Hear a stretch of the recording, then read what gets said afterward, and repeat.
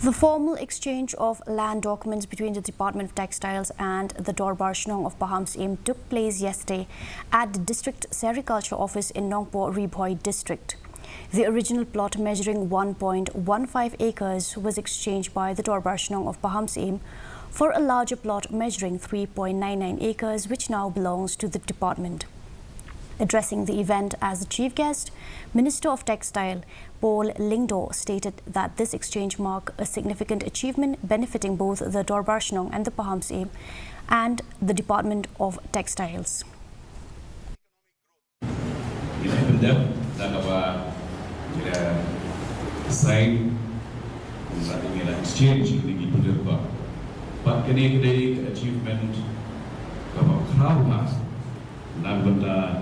Jom P Dorbar Shnong Pahamsyiem, Jom P Dorbar constituency, but yang hiu kung ke Department of Textiles.